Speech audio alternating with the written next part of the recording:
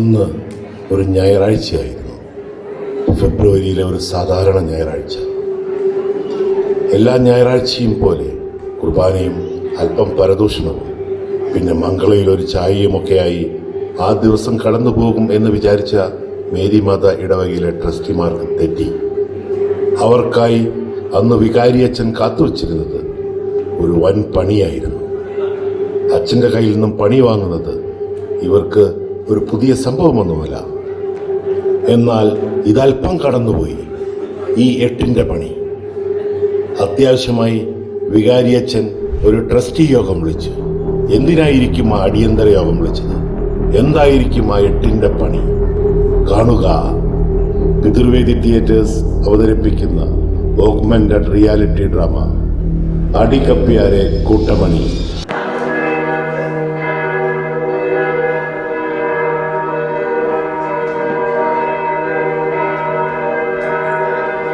Jason, ഇന്ന് അത്യാവശ്യമായിട്ട് trustee meeting എന്തിനാണെന്ന് പറഞ്ഞു. എന്താണെന്ന് അറിയില്ല, എന്തോ പ്രധാനപ്പെട്ട കാര്യം തീരുമാനിക്കാനുണ്ട് എന്ന് അച്ഛൻ പറഞ്ഞു.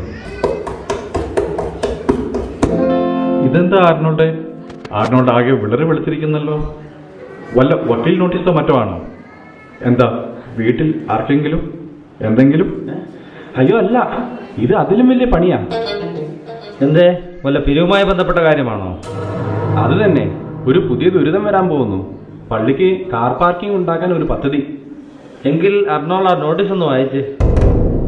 പ്രിയ സഹോദരങ്ങളെ, നമ്മുടെ പള്ളിക്ക് ഒരു നല്ല പാർക്കിംഗ് സൗകര്യം ഉണ്ടാകണം എന്നത് വളരെ കാലമായി നമ്മുടെ എല്ലാം ആഗ്രഹമാണ്. അതിന് നിങ്ങളുടെ എല്ലാ സഹകരണവും വേണം. സഹായിക്കുന്ന എല്ലാ കുട്ടികൾക്കും വികാരിയച്ഛൻ്റെ വകയായി പ്രത്യേക സമ്മാനം ഉണ്ടായിരിക്കുന്നതാണ്. നിങ്ങളുടെ എല്ലാ സഹായങ്ങളും നൽകണമെന്ന് വിനീതമായി അപേക്ഷിക്കുന്നു. അതിനായി ഇടവകയിലെ എല്ലാ സംഘടനകൾക്കും ഓരോ ടാർഗറ്റ് കൊടുക്കാനാണ് ഞാൻ ഉദ്ദേശിക്കുന്നത്. പിതൃവേദി 5 ലക്ഷം രൂപ, മാതൃവേദി 10 ലക്ഷം രൂപ, YCA 15 ലക്ഷം രൂപ, യൂത്ത് 25 ലക്ഷം രൂപ, കാറ്റഗിസം സ്റ്റുഡൻസ് 30 ലക്ഷം രൂപ. അതെന്താ അച്ഛന് പിതൃവേദി ഒരു വിലയില്ലാത്തത്? കാറ്റഗിസം സ്റ്റുഡൻസിന് 30 ലക്ഷം, പിതൃവേദിക്ക് വെറും 5 ലക്ഷം. ഛേ, എന്തൊരു നാണക്കേട്. തൈജു, മാതൃവേദിയുടെ 10ഉം YCAയുടെ 15ഉം യൂത്തിന്റെ 25ഉം കാറ്റിക്സത്തിന്റെ 13 എല്ലാം പിതൃവേദി തന്നെയല്ലേ കൊടുക്കണേ? അത് അച്ഛനറിയാം. That is why father kept 5 lakhs for പിതൃവേദി. അണ്ടർസ്റ്റുഡ്? അതിരിക്കട്ടെ, നോട്ടീസിന് താഴെ പച്ച കുത്തിയിട്ടുണ്ടോ? എന്ത് പച്ച?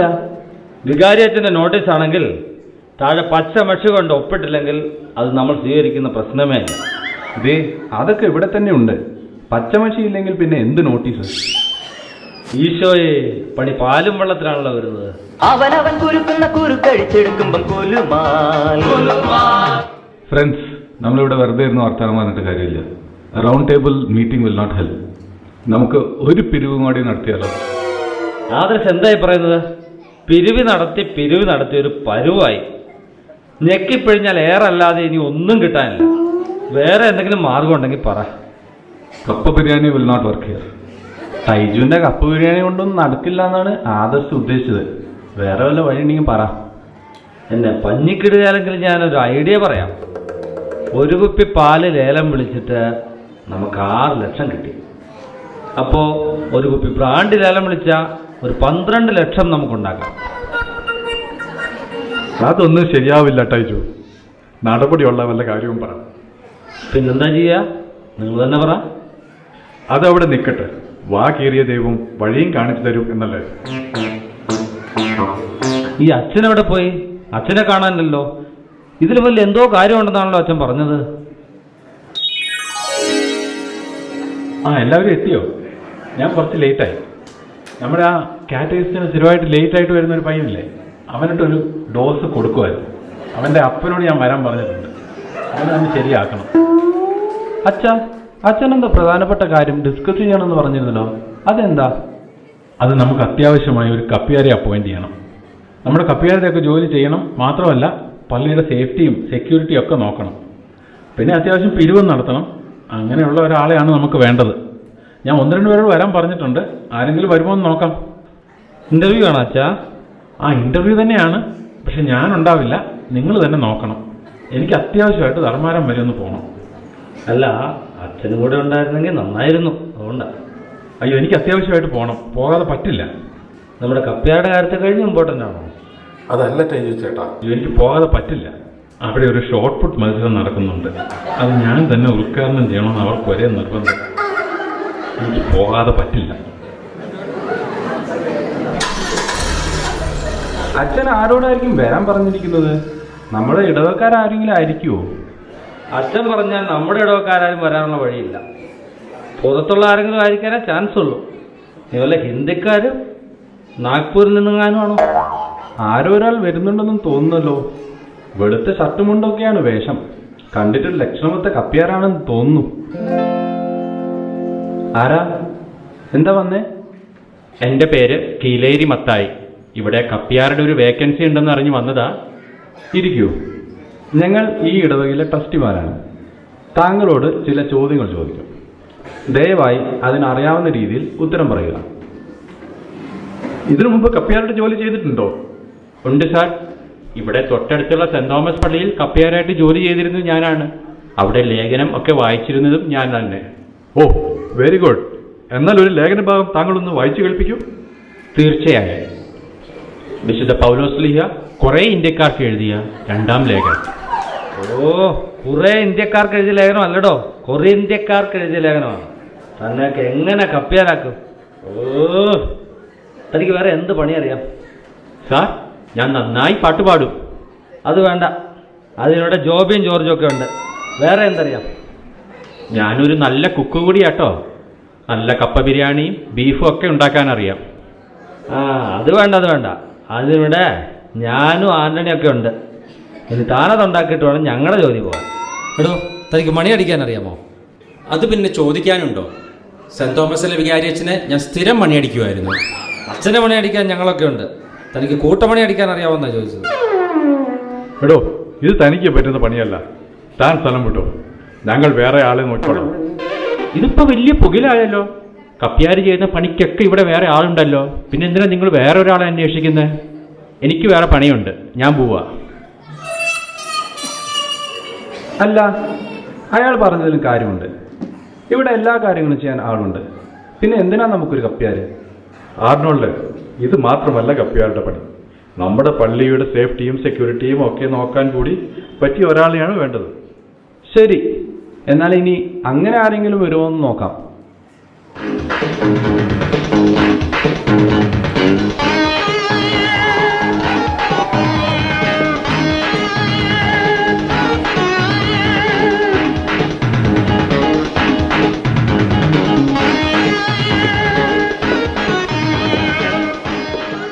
ആരാണ് ഈ അലവലാതി? മിസ്റ്റർ, നിങ്ങളോടാ ചോദിച്ചത്.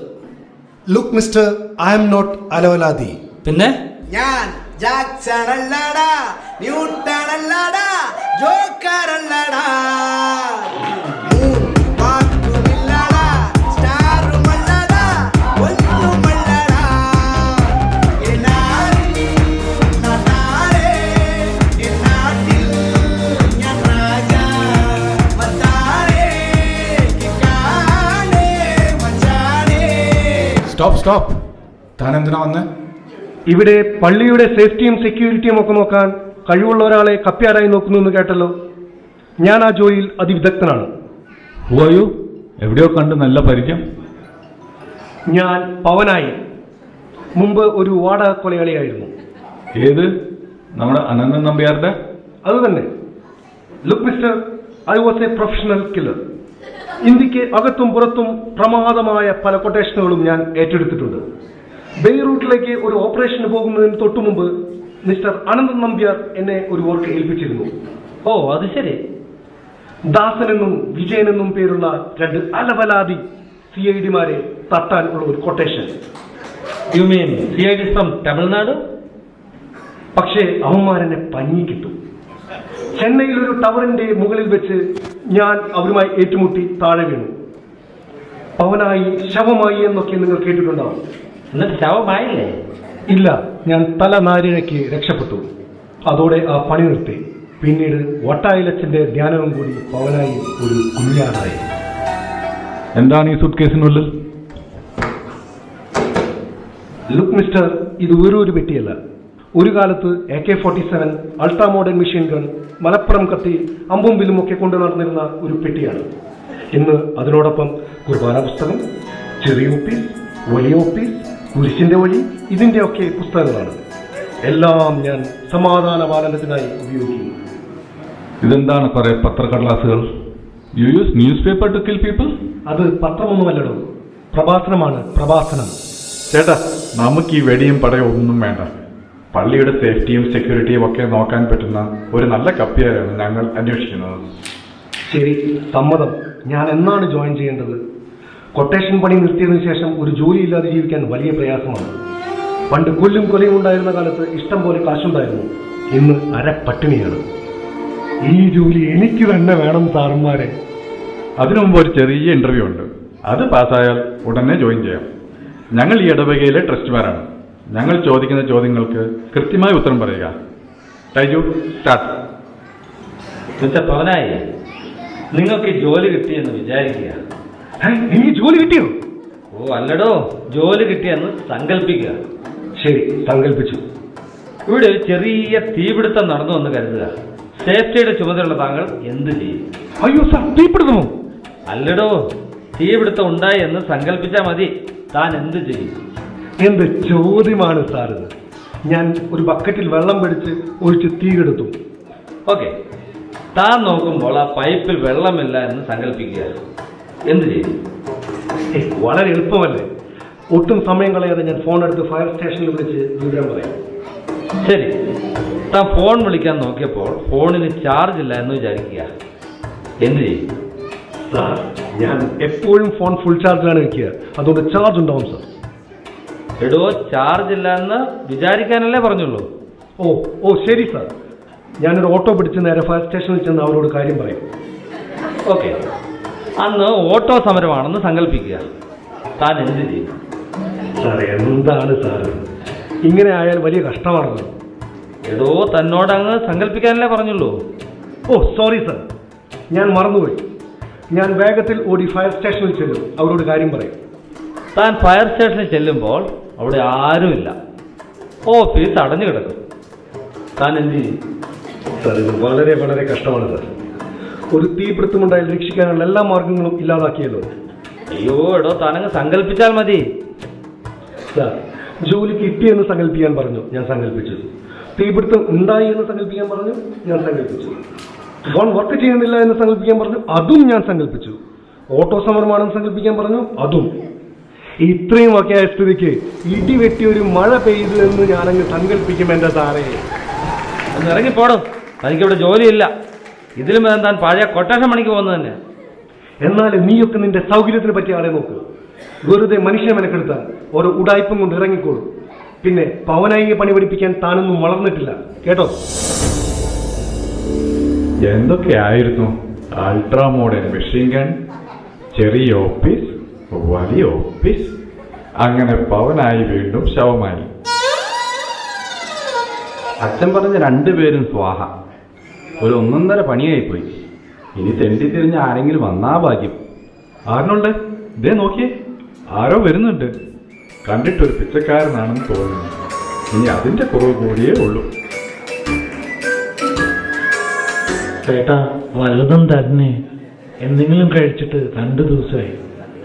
നിങ്ങളുടെ കാര്യം അതിലും കഷ്ടമാണ്. രാവിലെ 6:30 കുർബാനയ്ക്ക് വന്ന് പള്ളിയിലെ കാര്യങ്ങളൊക്കെ നോക്കി നേരത്തെ കാശൊക്കെ എണ്ണി ഈ മീറ്റിംഗ് കഴിഞ്ഞിട്ട് വേണം പോകാൻ. ഇതിനിടയ്ക്ക് ആഞ്ചേടെ എന്നൊരു കാലിച്ചായ കിട്ടിയാൽ ഭാഗ്യം. താൻ പോയിട്ടേ പിന്നെ വാ. അയ്യോ ചേട്ടാ, അങ്ങനെ പറയരുത്. അമ്മാരുടെ കാര്യം ബഹുത്ത് കഷ്ടമായി. എടോ, ഞങ്ങളുടെ കാര്യം അതിലും ബഹുത്ത് കഷ്ടമാണെന്ന് പറഞ്ഞില്ലേ ചേട്ടാ? ശോ, ഇത് വലിയ ശല്യമായല്ലോ. തൽക്കാലം ഇതെടുത്തോണ്ട് പോ. എടോ ഒന്ന് നിന്നേ, ഒരു കാര്യം ചോദിക്കട്ടെ. എന്താ ചേട്ടാ? ക്യാ? നിങ്ങൾ എവിടെ നിന്നാണ് വരുന്നത്? ഹം ബംഗാളികളെ ഹേ ചേട്ടാ. നിങ്ങളുടെ നാട്ടിൽ തെണ്ടിയാൽ ഒക്കെ നല്ല കാശ് കിട്ടുമെന്ന് കേട്ടിട്ടുണ്ട്. പൈസ പൈസ, അതുകൊണ്ടാണ് ഇവിടെ വന്നത്. നിങ്ങൾ ഒരു ദിവസം തെണ്ടിയാൽ എത്ര രൂപ കിട്ടും? ഒരു 25,000 കിട്ടും. എന്താ ചേട്ടാ? 25,000 രൂപയോ? അത് കൊള്ളാലോ. ഞങ്ങളുടെ പള്ളിയിൽ ഒരു സൺഡേ കളക്ഷൻ അത്രയും വരില്ലല്ലോ. എടോ, ഞങ്ങൾക്ക് കുറച്ച് കാശിന്റെ ആവശ്യമുണ്ട്. നിങ്ങൾക്ക് നാട് നീളെ നടന്നൊന്ന് തെണ്ടാമോ? കിട്ടുന്നതിന്റെ പകുതി നിങ്ങൾക്ക്, പകുതി ഞങ്ങൾക്കും. മാത്രമല്ല കപ്പ്യാരുടെ പോസ്റ്റിൽ ഒരു ജോലിയും തരാം. കപ്പ്യാർക്ക് ആ ജോലി. ടീക്കേ? ശരി ചേട്ടാ. എടാ हमको जोली मिला है. हो अमर को जोली मिला सच में? मी मुरलाली को बुलाओ. मुरलाली जल्दी आओ, अमर को जोली मिला. आओ आओ. ഇതെന്താണ് ഇവിടെ നടക്കുന്നത്? നിങ്ങളെയൊക്കെ ജോലിക്കെടുക്കാൻ പറ്റില്ല എന്ന് പറഞ്ഞു വിട്ടതല്ലേ? പിന്നെയും എന്തിനാ ഇവിടെ കറങ്ങി തിരിഞ്ഞു നിൽക്കുന്നത്? ഞങ്ങൾ പവനായി അസോസിയേറ്റ്സ്, ഞാൻ അതിന്റെ പ്രൊപ്പറേറ്റർ മിസ്റ്റർ പവനായി. ഇവരൊക്കെ എന്റെ സ്റ്റാഫാണ്. നിങ്ങൾക്ക് വേണ്ട ലേഖനം, വായനയും പാട്ടുപാടലും ഒക്കെ ഇവൻ ചെയ്യും. പള്ളിയുടെ സേഫ്റ്റിയും സെക്യൂരിറ്റിയും ഞാൻ നോക്കും. നിങ്ങൾക്ക് വേണ്ടി ഇവന്മാർ പെന്തു. കപ്പ്യാരുടെ പണി ഞങ്ങളുടെ കമ്പനി ഏറ്റെടുക്കുന്നു. ഓക്കെ? നിക്ക് അപ്പോയിന്റ്മെന്റ് തരുന്നതിന് മുമ്പ് ഞങ്ങൾക്ക് ഒരാളോടൊന്ന് ചോദിക്കാനുണ്ട്. ആരാണ് അയാൾ? അവതാര പിറവികളുടെ മുഴുവൻ രൗദ്രഭാവവും ആവാഹിച്ച ഈ മൂർത്തിക്ക് ഇപ്പോ പേര് വികാരിയച്ചൻ എന്നാണ്. ദാ കാണ്.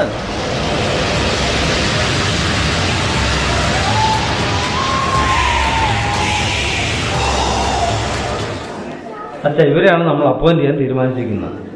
ഇവർ കപ്പ്യാരുടെ പണിയും ചെയ്യും, സെക്യൂരിറ്റിയുടെ പണിയും ചെയ്യും. അത് മാത്രമല്ല ഇവർക്ക് ഡാൻസും അറിയാം. ഓ, ഡാൻസും പാട്ടും ഒക്കെ അറിയാവോ? എന്നാ ഒന്ന് കാണട്ടെ. ഇനിയിപ്പോ ഏത് പാട്ടിന് കളിക്കും? ആ പാട്ടില്ലേ, ആ പാട്ട്. ആ പാട്ടാണോ? ആ പാട്ടിന് ഞാൻ ഡാൻസ് ചെയ്യാം.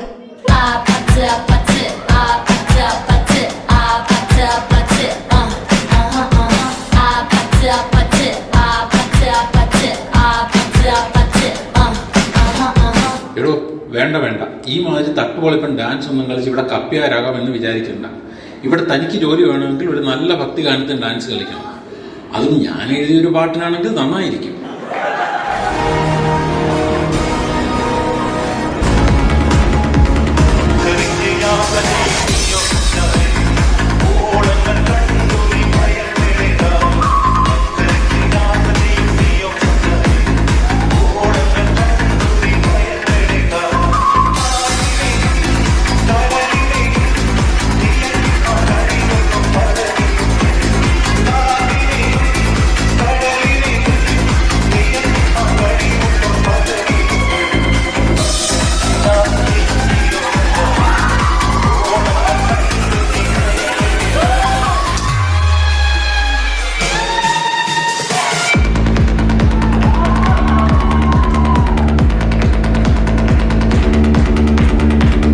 നിർത്ത്. ഡാൻസും പാട്ടും ഒക്കെ കൊള്ളാം, പക്ഷെ കപ്പ്യാരുടെ ജോലിക്ക് ഒരാളുടെ ശമ്പളമേ തരുള്ളൂ. മതിയച്ചോ, അത് മതി. എന്നാ പിന്നെ അടി കപ്പ്യാരെ കൂട്ടമണി.